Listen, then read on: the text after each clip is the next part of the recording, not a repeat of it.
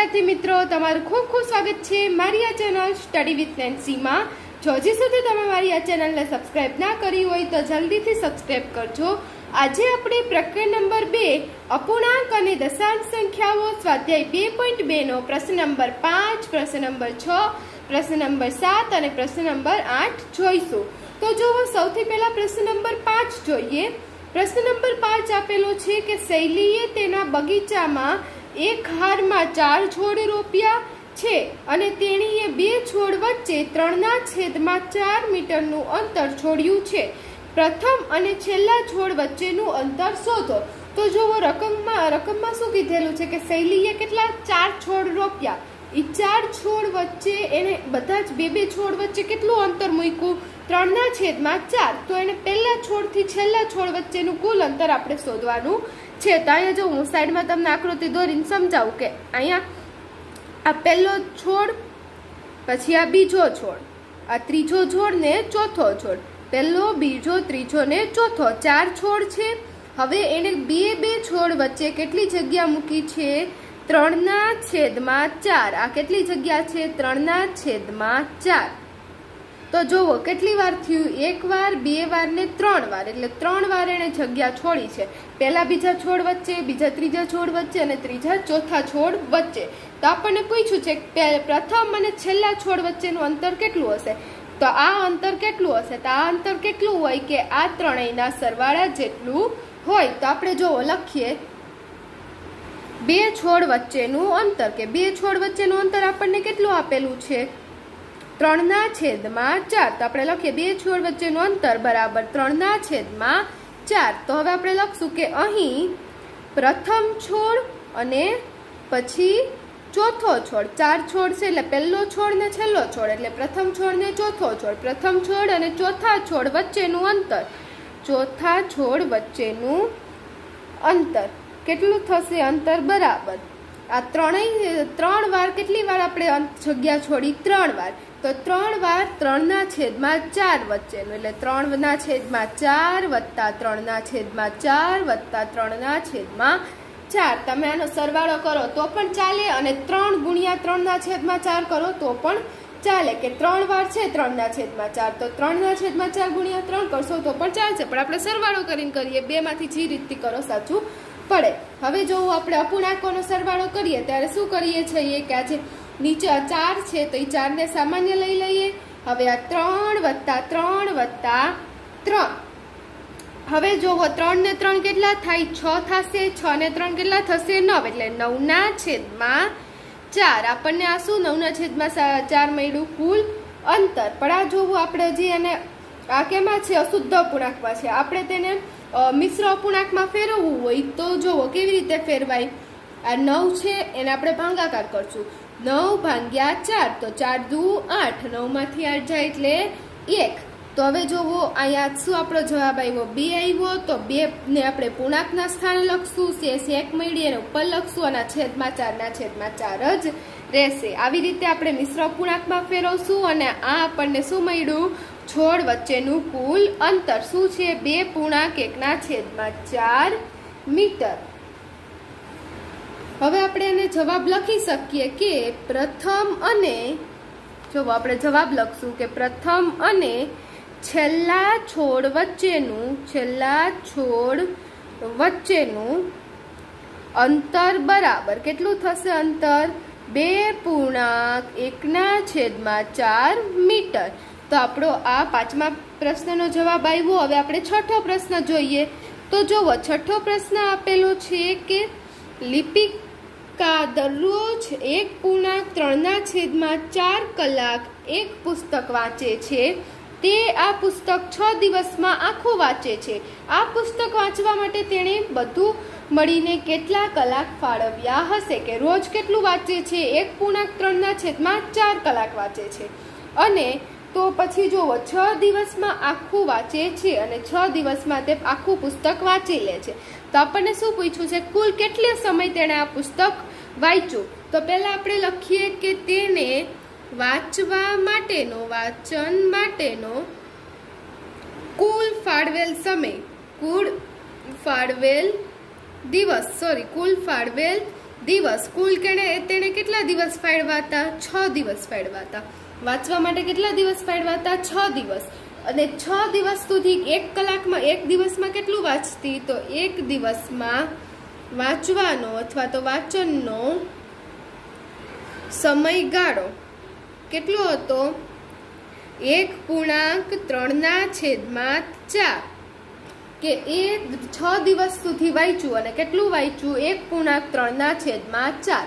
હવે જુઓ, આપણે આ કેમાં આપેલું છે? મિશ્રમાં. અને આપણને ગણતરી ઈઝી પડે એટલે આ મિશ્રને આપણે કેમાં ફેરવી દેશું? અશુદ્ધમાં. તો અશુદ્ધમાં ફેરવવું હોય મિશ્રને તો શું કરવાનું? આ બંને વચ્ચે ગુણાકાર કરવાનો અને એમાં આનો સરવાળો કરવાનો. એમાં ઉપર અંશમાં આપેલું હોય એનો આપણે સરવાળો કરવાનો. એટલે 4 × 1 4 અને 4 ને 3 કેટલા થાય? 7 અને છેદમાં 4/4 એટલે 7/4. 1.3/4 બરાબર શું થાય? 7/4.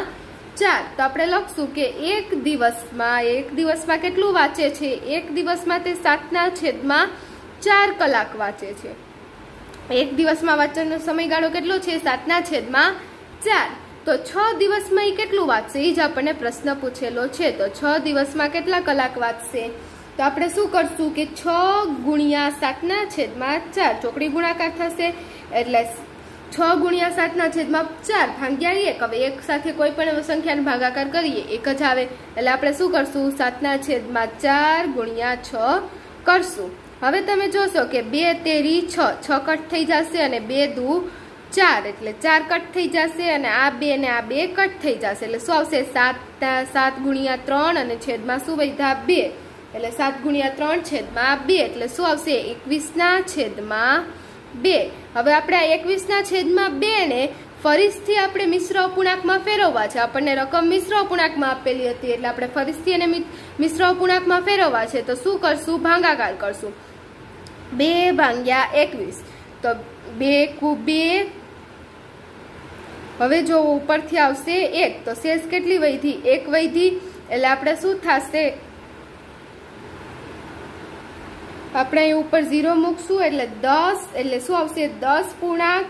આ છેદમાં કેટલા? શેષમાં કેટલા વધ્યા? 1 અને અહીંયા ભાગાકારમાં કેટલા છે? 2. 10 પૂર્ણાંક 1/2. 2 માંથી 2 જાય એટલે 0 અને ઉપરથી આવ્યા 1 એટલે આપણે શું મૂક્યું? 0 મૂક્યું. 1 સાથે ભાગ ના ચાલે એટલે છેદમાં 1 વધ્યો એટલે આપણે છેદમાં 1 લખી નાખ્યું. 10 પૂર્ણાંક 1/2. તો આપણે લખશું કે પુસ્તક વાંચવા માટે 10.1/2 કલાક લાગશે. તો જોવો આપણો છઠ્ઠા પ્રશ્નનો જવાબ આવી ગયો. શું આવ્યો? પુસ્તક વાંચવા માટે 10.1/2 કલાક લાગશે. હવે આપણે પ્રશ્ન નંબર 7 જોઈએ. તો જુઓ, પ્રશ્ન નંબર 7 શું આપેલો છે કે એક કાર 1 લીટર પેટ્રોલનો ઉપયોગ કરીને 16 કિમી અંતર કાપે છે તો તે કાર 2.3/4 લીટર પેટ્રોલનો ઉપયોગ કરીને કેટલું અંતર કાપ્યું હશે? 1 લીટરમાં કેટલું કાપે છે? 16 કિમી. તો 2.3/4 માં કેટલું કાપશે? તો પહેલા જો આ કેમાં આપેલું છે? મિશ્રમાં. ગણતરી માટે આપણે તેને કેમાં ફેરવી લેશું? અશુદ્ધમાં. અશુદ્ધમાં ફેરવવું હોય તો શું કરીએ? 4 દુ 8 અને 8 ને 3 કેટલા થાય? 11 એટલે 11 અને છેદમાં 4/4 એટલે 11/4 લીટર. આ 2.3/4 લીટરનું શું થશે? 11/4 લીટર. હવે જોવો, આપણે એને શું કરશું કે 1 લીટરમાં તો જોવો 1 લીટરમાં કેટલું અંતર કાપે છે? 16 કિમી. કેટલું કાપે છે? 16 કિમી. તો આ કેટલા લીટર છે? 11/4 લીટર. તો 11/4 લીટરમાં કેટલું અંતર કાપશે? તો આપણે આગળના દાખલામાં કર્યું તો એવી રીતે 11/4 ગુણ્યા 16. તો આપણે કરીએ કે 11/4 ગુણ્યા 16. હવે જોવો, આમાં પણ ભાગ ઉઠશે કે ચોકે 16 એટલે 16 કટ થઈ જશે અને આ 4 ને આ 4 કટ થઈ જશે. વધ્યું શું? 11 × 4. તો 11 × 4 કેટલા થાય? 44.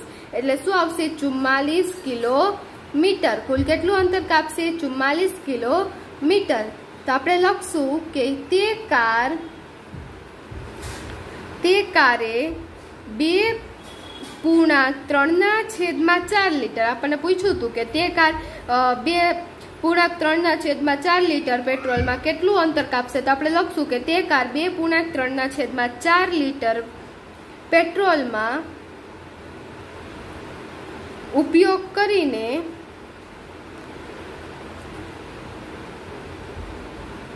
કુલ કેટલા કિલોમીટર કાપશે, કુલ 44 કિલોમીટર અંતર કાપશે। તો જોવો આપણો 7મા દાખલાનો જવાબ આવ્યો। હવે જોવો આપણે પ્રશ્ન નંબર 8 જોઈએ। પ્રશ્ન નંબર 8 માં એ આપેલું છે, એમાં પહેલો પ્રશ્ન છે કે બોક્સ ખાનામાં એવી સંખ્યા લખો જેથી 2/3 ગુણ્યા ખાલી જગ્યા બોક્સ બરાબર 10/30 થાય। એટલે આપણે બોક્સમાં એવી સંખ્યા લખવાની છે કે જેનો આપણે ગુણાકાર 2/3 સાથે કરીએ તો આપણો જવાબ 10/30 આવે। તો આમાં પહેલા આપણે જોઈએ કે 2 ને કઈ સંખ્યા સાથે ગુણીએ તો જવાબ 10 આવે। પહેલા ઉપરનું કરીએ પછી નીચેનું કરીએ। તો 2 ને કઈ સંખ્યા સાથે ગુણીએ તો 10 આવે, 2 × 5 = 10। તો આપણે ઉપર શું કરશું, 5 લખશું। અને 30 ને કઈ સંખ્યા સાથે આપણે ગુણીએ, 3 ને કઈ સંખ્યા સાથે ગુણીએ તો જવાબ 30 આવે। તો 10 સાથે 3 × 10 કેટલા થશે, 10 × 30। તો જોવો શું આવ્યો જવાબ આપણો, 5/10 આપણો જવાબ આવી ગયો। એકદમ ઈઝી છે। જો તમને આમ ના આવડે તો તમે બીજી રીત પણ વાપરી શકો કે એમાં જોવો 10/30 ભાગ્યા 2/3 આનો તમે ભાગાકાર કરો, 10/30 ભાગ્યા 2/3 કરો તો તમને 5/10 મળી જાય। કેમ કે જોવો આપણે અહીંયા માની લ્યો કે અહીંયા આપણને ખબર નથી તો આપણે અહીંયા x થાળી લઈએ કે 2/3 ગુણ્યા x બરાબર 10/30।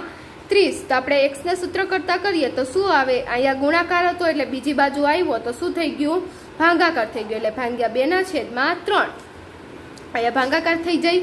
એટલે અહીંયા શું કરશું, આનો ભાગાકાર કરીએ તો ભાગાકારમાં અપૂર્ણાંકનો ભાગાકાર કેમ થાય કે આ જે ગુણાકાર ભાગાકારની નિશાની છે ને ગુણાકાર કરી દેવાનું અને સંખ્યાને ઉથલાવી નાખવાની, અંશમાં હોય છેદમાં, છેદમાં હોય અંશમાં, એટલે 3 ને ઉપર લઈ આવવાના અને 2 ને નીચે લઈ આવવાના। તો 3 10 તેરી 30 એટલે અહીંયા 10 આવશે અને 2 × 5 = 10 એટલે જુઓ કેટલા આવી ગયો જવાબ, 5/10 આવી ગયો। તમે ભાગાકારથી પણ જવાબ ગોતી શકો। તો તમે કોઈ પણ 2 માંથી કોઈ પણ રીતથી લખી શકો। તમે સીધું 5/10 લખી દો તો પણ ચાલે, 2 × 5 = 10 અને 3 × 10 = 30। હવે જોવો એમાં બીજું આપેલું છે કે બોક્સમાં મેળવેલ સંખ્યાનું અતિસંક્ષિપ્ત સ્વરૂપ ખાલી જગ્યા છે કે આપણને ઉપર આપણે ખબર બોક્સમાં આપણે સંખ્યા ગોતી તો એનું અતિસંક્ષિપ્ત સ્વરૂપ ગોતવાનું છે। તો બોક્સમાં કઈ સંખ્યા મળી હતી, 5/10। તો 5/10 નું અતિસંક્ષિપ્ત સ્વરૂપ ગોતવાનું છે। અતિસંક્ષિપ્ત સ્વરૂપ એટલે શું કે એના છેદ ઉડાડીને જે આપણને નાનામાં નાનું સ્વરૂપ મળે એ સ્વરૂપ ગોતવાનું છે। જ્યાં સુધી છેદ ઉડે ત્યાં સુધી છેદ ઉડાડતા રહેવાના, જ્યાં છેદ ના ઉડે એ સ્વરૂપને આપણે શું કહીશું, અતિસંક્ષિપ્ત સ્વરૂપ કહીશું। તો જોવો આને આપણે છેદ ઉડાડવા હોય તો શું કરાય, 5 × 1 = 5, 5 કટ થઈ ગયા અને 5 × 2 = 10, 10 કટ થઈ ગયા અને 5 કટ થઈ ગયા, વધ્યું શું, 1/2। તો આનું અતિસંક્ષિપ્ત સ્વરૂપ શું થયું, 1/2। તો આપણા આ દાખલાનો શું જવાબ આવશે, બીજાનો 1/2 આપણો જવાબ આવ્યો। હવે જોવો એમાં બી આપેલું છે, એમાં પહેલું છે ખાનામાં એવી સંખ્યા લખો જેથી 3/5 ગુણ્યા બોક્સ છે બરાબર 24/75 થાય। તો આપણે એવી સંખ્યા લખવાની છે કે જેનાથી આ ગુણાકાર થાય। તો આપણે શું કરશું, આપણે આગળના દાખલામાં કર્યું હતું એવી જ રીતે કે આપણે ગુણાકાર કરીને જોઈ લઈએ તો 24/75। તો આપણે 3 ને કઈ સંખ્યા સાથે ગુણીએ તો 24 આવે, 3 × 8 = 24। તો પર શું લખશું, 8 લખશું અને છેદમાં 5 ને કેની સાથે ગુણીએ તો 75 આવે, 15 સાથે, 15 × 5 = 75। તો શું આવશે આપણો આ દાખલાનો જવાબ, 8/15। તો આપણે લખી દઈએ 8/15। તમે ભાગાકાર કરીને કરો તો પણ ચાલે, પણ ઈઝી રીત આ જ છે, સીધો ગુણાકાર કરીને જોઈ લેવાનું। પછી એમાં બીજું આપેલું છે બોક્સમાં મેળવેલ સંખ્યાનું અતિસંક્ષિપ્ત સ્વરૂપ। આપણે બોક્સમાં કઈ સંખ્યા મેળવી હતી, 8/15। તો 8/15 નું અતિસંક્ષિપ્ત સ્વરૂપ શું થશે, અતિસંક્ષિપ્ત સ્વરૂપ તો આમાં તમે જોશો કે છેદ ઉડતા નથી, છેદ નથી ઉડતા એટલે 8/15 એ જ અતિસંક્ષિપ્ત સ્વરૂપ છે, એટલે આમાં અતિસંક્ષિપ્ત સ્વરૂપ આને આપણે આગળ ફેરવી શકશું નહીં, એટલે આપણે સીધું જ શું લખી દઈએ 8/15, કેમ કે આ પહેલેથી જ અતિસંક્ષિપ્ત સ્વરૂપ છે. તો આપણા બીજાનો જવાબ આવશે 8/15. તો અહીં આપણો પ્રશ્ન નંબર 5, પ્રશ્ન નંબર 6, પ્રશ્ન નંબર 7 અને પ્રશ્ન નંબર 8 પૂર્ણ થાય છે. જો તમને વિડીયો પસંદ આવ્યો હોય તો લાઈક, શેર, સબસ્ક્રાઈબ કરજો. Thanks for watching.